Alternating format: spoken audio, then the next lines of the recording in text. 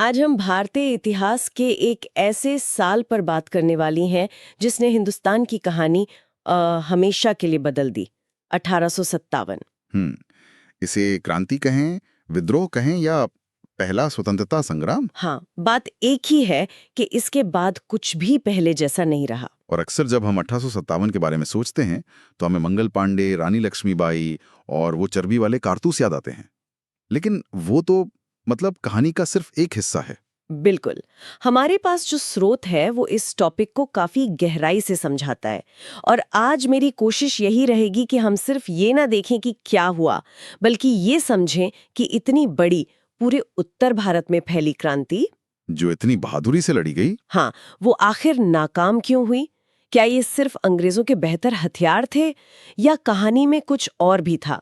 तो चलिए इसी सवाल का जवाब ढूंढते हैं। यहाँ ये समझना दिलचस्प है कि 1857 की घटना है वो अचानक नहीं हुई। नहीं, इसके पीछे लगभग 100 साल का गुस्सा और असंतोष जमा हो रहा था, जिसकी जड़ें ईस्ट इंडिया कंपनी की नीतियों में थी।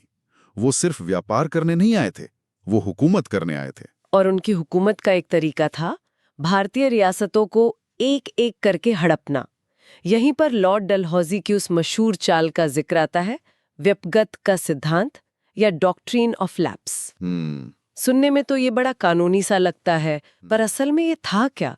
जमीन पर इसका असर कैसे होता था? असल में ये कंपनी की विस्तारवादी नीति का एक बहुत ही चालाक हथियार था। अच्छा। हाँ, इसके तहत अगर किसी राजा का अपना कोई पुरुष वारिस नहीं होता तो वो रियासत सीधे कंपनी के कब्जे में आ जाती थी। गोद लिए हुए बेटे को वारिस नहीं माना जाता था। यानी पीढ़ियों से चली आ रही विरासत, परंपरा सब एक झटके में खत्म। ये तो सीधे सीधे भारतीय शासकों के आत्मसम्मान पर हमला था। बिल्कुल, और ये कोई छोटी मोटी बात नहीं थी। स्रोत में साफ तौर पर सतारा, जयपुर, संभलपुर, उदयपुर और सबसे मशहूर झांसी, इन जैसे बड़े और महत्वपूर्ण राज्यों का नाम लिया गया है जिन्हें इसी नीति के तहत हड़प लिया गया। ये सब जमीन का टुकड़ा छीनना नहीं था, ये उन राजघरानों की पहचान मिटाने जैसा था। और बात सिर्फ हिंदू रियासतों तक ही नहीं रुकी। मुगल बादशाह, जो उस वक्त तक भले ही कमजोर हो चुके थे, लेकिन फिर भी हिंदुस्तान की एकता के प्रतीक तो थे ही। बिल्कुल थे। उन पर भी निशाना साधा गया। हाँ, और एक बहुत बड़ा सांकेतिक हमला था।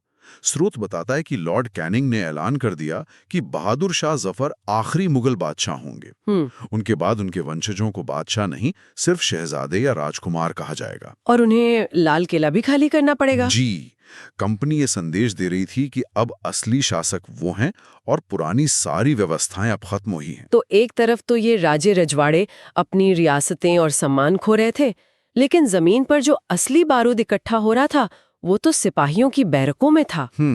और उसे जलाने के लिए सिर्फ एक चिंगारी की जरूरत थी। और वो चिंगारी थी एक नई राइफल पैटर्न, 1853 एनफील्ड राइफल। और राइफल से ज्यादा समस्या थी उसके कारतूस में। अच्छा। उस कारतूस को राइफल में डालने से पहले दांतों से काटना पड़ता था। और अफवाह ये फैली कि उसके ऊपर लगी ग्रीस गाय और सूअर की चर्बी से बनी है।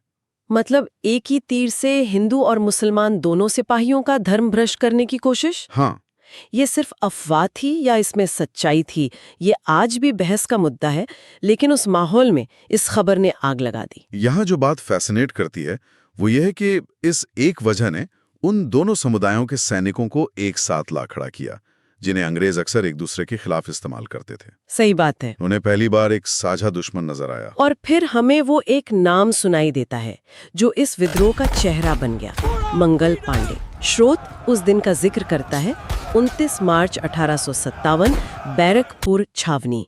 हुआ क्या था उस दिन? रेजिमेंट के सामने आए और अपने साथियों को इन नए कारतूसों के खिलाफ बगावत करने के लिए उकसाया। जब अंग्रेज अफसर सार्जेंट मेजर ह्यूसन और लेफ्टिनेंट बॉ उन्हें रोकने आए तो उन्होंने उन पर हमला कर दिया। अकेले? हाँ, एक अकेला सिपाही था जो पूरी ब्रिटिश सत्ता को चुनौती दे रहा था। लेकिन उन्हें पकड़ लिया गया और 8 अप्रैल को फांसी दे दी गई। अंग्रेजों को लगा होगा कि एक सिपाही को सजा देकर वो बाकियों को डरा देंगे, लेकिन इसका असर तो बिल्कुल उल्टा हुआ। हाँ, बिल्कुल। उनकी फांसी की खबर एक जंगल की आग की तरह छावनियों में फैल गई।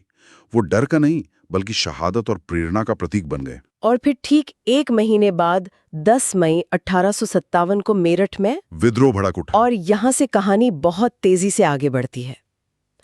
मेरठ के सिपाहियों ने अपने अफसरों के खिलाफ बगावत की, अपने साथियों को जेल से छुड़ाया और सीधा दिल्ली की ओर कूच कर दिया। लेकिन यहाँ एक सवाल उठता है, उन्होंने दिल्ली को ही क्यों चुना? क्योंकि दिल्ली उस वक्त भी हिंदुस्तान की राजनीतिक और प्रतीकात्मक राजधानी थी। वो मुगल सल्तनत का केंद्र थी। सिपाहियों को पता था कि अगर इस विद्रोह को सिर्फ सिपाहियों के बगावत से ज्यादा कुछ बनाना है तो एक चेहरा चाहिए। हाँ, तो उसे एक राजनीतिक मंजूरी और एक नेता चाहिए, और वो नेता थे बहादुर शाह जफर। लेकिन बहादुर शाह जफर तो उस समय तक एक नाम मात्र के बादशाह थे, उनकी कोई असली ताकत तो थी नहीं थी। तो सिपाहियों ने उन्हें ही अपना नेता क्यों चुना? क्या उनके पास कोई और बेहतर विकल्प नहीं था? विकल्प शायद रहे होंगे, लेकिन बहादुर शाह जफर के नाम में जो वैधता थी वो किसी और के पास नहीं थी। वो उस मुगल सल्तनत के प्रतीक थे जिसने सदियों तक हिंदुस्तान पर राज किया था। अच्छा। उन्हें अपना नेता चुनकर सिपाहियों ने ये संदेश दिया कि ये लड़ाई ईस्ट इंडिया कंपनी को हटाकर पुरानी अपनी व्यवस्था को वापस लाने की है। मतलब ये अब सिर्फ सिपाहियों का गुस्सा नहीं रहा, नहीं, अब ये एक संगठित स्वतंत्रता संग्राम का रूप लेने लगा। और दिल्ली पर कब्जे की खबर ने पूरे उत्तर भारत में जैसे एक लहर पैदा कर दी। स्रोत के मुताबिक ये आग दिल्ली से कानपुर, लखनऊ, झांसी, बरेली, अवध हर जगह फैल गई। और यहीं पर इस विद्रोह का असली स्वरूप सामने आता है। ये सिर्फ दिल्ली तक सीमित नहीं रहा, हर जगह स्थानीय नेताओं ने कमान संभाली और ये एक तरह से जन आंदोलन बन गया। जैसे कानपुर, स्रोत कानपुर के बारे में क्या कहता है? नाना साहेब का संघर्ष कितना बड़ा था? कानपुर में स्थिति बहुत गंभीर थी। नाना साहेब, जो आखिरी पेशवा बाजीराव द्वितीय के गोद लिए हुए बेटे थे, उन्हें अंग्रेजों ने पेंशन देने से मना कर दिया था। उन्होंने विद्रोह की कमान संभाली और खुद को पेशवा घोषित कर दिया। उन्होंने शहर पर कब्जा कर लिया। लेकिन स्रोत एक दर्दनाक घटना का जिक्र करता है, बीबी घर की घटना। अच्छा। जहां लगभग 200 अंग्रेज महिलाओं और बच्चों को मार दिया गया। इस एक घटना ने अंग्रेजों के मन में विद्रोहियों के खिलाफ इतनी नफरत भर दी कि जब उन्होंने कानपुर पर दोबारा कब्जा किया तो उनका बदला बहुत क्रूर और भयानक था। तो ये लड़ाई काफी व्यक्तिगत हो गई थी। बहुत ज्यादा। और लखनऊ में बेगम हजरत महल थी, अवध के नवाब वाजिद अली शाह की पत्नी, जिन्हें अंग्रेजों ने गद्दी से हटा दिया था। हाँ, बेगम हजरत महल ने अपने छोटे बेटे बिरजिस कद्र को नवाब घोषित किया और अंग्रेजों के खिलाफ एक जबरदस्त लड़ाई लड़ी। उन्होंने कुछ समय के लिए लखनऊ को अंग्रेजों से पूरी तरह आजाद करा लिया था। उनकी नेतृत्व क्षमता कमाल की थी। और फिर झांसी, जिसकी कहानी तो आज हर बच्चा जानता है, रानी लक्ष्मीबाई। रानी लक्ष्मीबाई का मामला भी उसी डॉक्ट्रिन ऑफ लैप्स से जुड़ा था। अंग्रेजों ने उनके गोद लिए बेटे को राजा मानने से इनकार कर दिया था। स्रोत बताता है कि उन्होंने जिस वीरता से अपनी सेना का नेतृत्व किया, वो आज भी एक मिसाल है। वो सिर्फ अपने राज्य के लिए नहीं, बल्कि एक बड़े उद्देश्य के लिए लड़ रही थी। सही बात है। ये सभी नेता, नाना साहेब, बेगम हजरत महल, रानी लक्ष्मीबाई, बिहार में कुंवर सिंह, इस बात का सबूत हैं कि विद्रोह कितना व्यापक था और इसमें समाज के अलग अलग तबके के लोग शामिल थे। इतना बड़ा आंदोलन, इतने वीर नेता, पूरे उत्तर भारत में समर्थन, इसके बावजूद ये विद्रोह आखिरकार दबा दिया गया। तो हम अपने उसी सवाल पर वापस आते हैं, ऐसा क्यों हुआ, क्या गड़बड़ हुई? स्रोत इसके कई कारण बताता है। पहला, विद्रोह संगठित नहीं था। अच्छा। अलग अलग जगहों पर नेता थे, लेकिन उनके बीच कोई केंद्रीय समन्वय या एक साझा रणनीति नहीं थी। सब अपने अपने इलाके में लड़ रहे थे। दूसरा, विद्रोह पूरे भारत में नहीं फैला। दक्षिण और पश्चिम भारत के बड़े हिस्से और पंजाब इससे काफी हद तक अछूते रहे, बल्कि कई भारतीय शासकों और जमींदारों ने तो अंग्रेजों का साथ दिया। और शायद हथियारों और संसाधनों का भी फर्क रहा होगा। बहुत बड़ा फर्क। अंग्रेजों के पास बेहतर हथियार थे, एक अनुशासित सेना थी और टेलीग्राफ जैसी संचार व्यवस्था थी, जिससे वो तेजी से सूचनाएं भेज सकते थे। बिल्कुल। विद्रोही बहादुरी से लड़े, पर उनके संसाधन सीमित थे। लेकिन विद्रोह को कुचलने के बाद अंग्रेजों को एक बात समझ में आ गई थी। क्या? कि अब भारत पर राज करने का तरीका बदलना होगा। तो मतलब विद्रोह भले ही नाकाम रहा, लेकिन उसने अपना असर छोड़ा। इसके बाद क्या बदला? बहुत कुछ बदला, और ये बदलाव बहुत गहरे थे। सबसे पहला और बड़ा बदलाव, ईस्ट इंडिया कंपनी के 250 साल पुराने शासन का अंत हो गया। अच्छा। भारत का शासन सीधे ब्रिटिश क्राउन यानी महारानी विक्टोरिया के हाथों में चला गया। गवर्नमेंट ऑफ इंडिया एक्ट 1858 पास किया गया और गवर्नर जनरल का पद वाइसराय बन गया। ये सिर्फ नाम का बदलाव था या इसका कोई गहरा मतलब भी था? ये सिर्फ नाम का बदलाव नहीं था, देखिए, गवर्नर जनरल एक कंपनी का सबसे बड़ा अधिकारी था, लेकिन वाइसराय सीधे महारानी का निजी प्रतिनिधि था। इसका मतलब था कि अब भारत के किसी भी राजा या नवाब से ज्यादा ऊंचा दर्जा वाइसराय का था। ये एक मनोवैज्ञानिक दाव था, ये दिखाने के लिए कि अब असली महाराजा या बादशाह कौन है। और लॉर्ड कैनिंग आखिरी गवर्नर जनरल और पहले वाइसराय बने। जी। और उन नीतियों का क्या हुआ जिनसे सारा गुस्सा भड़का था, जैसे डॉक्ट्रिन ऑफ लैप्स? उन्हें खत्म कर दिया गया। अंग्रेजों ने वादा किया कि वो अब किसी भी रियासत को अपने राज में नहीं मिलाएंगे। राजाओं को दत्तक पुत्र गोद लेने की छूट वापस मिल गई। अच्छा। साथ ही ये भी वादा किया गया कि अंग्रेज सरकार भारतीयों के धार्मिक और सामाजिक रीति रिवाजों में दखल नहीं देगी। ये तो सीधे तौर पर उन कारणों को खत्म करने की कोशिश थी जिनकी वजह से विद्रोह हुआ था। हाँ, बिल्कुल। लेकिन स्रोत में एक बहुत महत्वपूर्ण बात कही गई है। इन मीठे प्रयासों के मुखौटे के पीछे फूट डालो और राज करो की नीति छिपी थी। इसका क्या मतलब है? अंग्रेज समझ गए थे कि 1857 में हिंदू और मुसलमानों की एकता उनके शासन के लिए सबसे बड़ा खतरा है। उन्होंने देखा था कि कैसे बहादुर शाह जफर के झंडे तले हिंदू और मुस्लिम सिपाही एक साथ लड़े थे।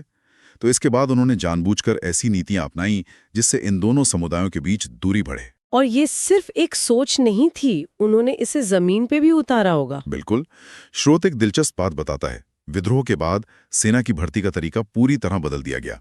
उन्होंने मार्शल रेस यानी लड़ाकू जातियों का एक सिद्धांत बनाया। अच्छा, ये क्या था? इसके तहत कुछ समुदायों जैसे सिख, गोरखा और पठानों को लड़ाकू मानकर सेना में प्राथमिकता दी गई और उन क्षेत्रों के लोगों की भर्ती लगभग बंद कर दी गई जहां से विद्रोही सैनिक आए थे, जैसे अवध और बिहार। ओहो। ये सीधे सीधे एक समुदाय को दूसरे के खिलाफ खड़ा करने की और सेना में भविष्य में किसी भी तरह की एकता को तोड़ने की कोशिश थी। तो 1857 का विद्रोह भले ही उस समय सफल नहीं हुआ, लेकिन इसने भारत में ब्रिटिश राज की नींव हिला दी और उसकी दिशा हमेशा के लिए बदल दी। हाँ, ये सिर्फ एक सैनिक विद्रोह से कहीं ज्यादा था। बिल्कुल। और यहाँ हम उस आखिरी सवाल पर आते हैं जिस पर सोचना जरूरी है। स्रोत की आखिरी पंक्तियां कहती हैं, क्रांति की ज्वाला ठंडी जरूर पड़ गई थी लेकिन बुझी नहीं थी। इस ज्वाला ने जलाई थी देशवासियों के बीच मातृभूमि के प्रति प्रेम की मशाल। ये बहुत गहरी बात है। तो सोचने वाली बात यह है कि क्या 1857 के इस विद्रोह ने अपनी असफलता में भी उस राष्ट्रीय चेतना के बीज बो दिए जो आगे चलकर भारत की आजादी का आधार बनी? क्या ये वो पहला मौका था जब उत्तर भारत के लोगों ने धर्म और जाति से ऊपर उठकर खुद को भारतीय के रूप में देखा और एक विदेशी ताकत के खिलाफ खड़े हुए? हाँ, शायद